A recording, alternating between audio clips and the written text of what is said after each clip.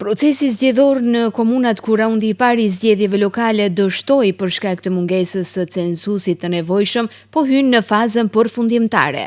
Javën e ardhshme pritet të bëhen të ditur emrat e personave që do të emrohen si ushtrues detyre nëpër komunat Ustivar, Vrapçisht, Mavrov Rostush dhe Qendër Zhup, 4 komuna këto, tek të cilat nuk u paraqitën në numër të mjaftueshëm qytetarët për ta bërë të vlefshëm procesin zgjedhor. Sipas procedurave ligjore, pas shpalljes zyrtare të përfundimit të zgjedhjeve nga Komisioni Shtetëror I Zgjedhjeve, qeveria ka afat 15 ditë për të caktuar administratorët e përkohshëm që do të drejtojnë komunat deri në organizimin e zgjedhjeve të reja, të cilat duhet të mbahen brenda 60 ditëve. Kështu ka deklaruar sot kryeministri Christian Mickoski, I cili theksoi se për emrat konkret do të vendoset gjatë javës së ardhshme gjatë një takimi që do ta zhvillojë ai me partnerët e koalicionit. Prvo treba oficijalno Državната изборна комисия да ги завърши изборите.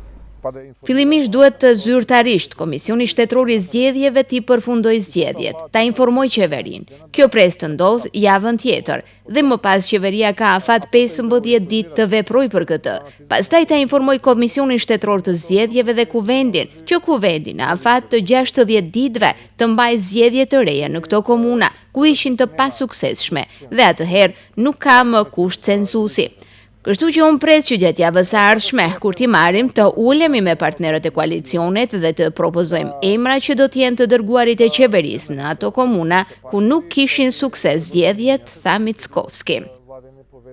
Kujtojmë se në zgjedhjet e 19 tetorit, gara u zhvillua në mes të Valbon Limanit nga Lanca Kombëtare për Integrim, I cili sipas të dhënave të Komisionit Shtetëror të Zgjedhjeve arriti të fitojë 16.949 vota, apo mbi 61%. Sabahattin Dauti nga Vlen që fitoi 4.221 vota, apo 15%, Darko Grujovski nga Majta me 2.857 dhe kandidati I pavarur Visar Ademi 1.409 vota.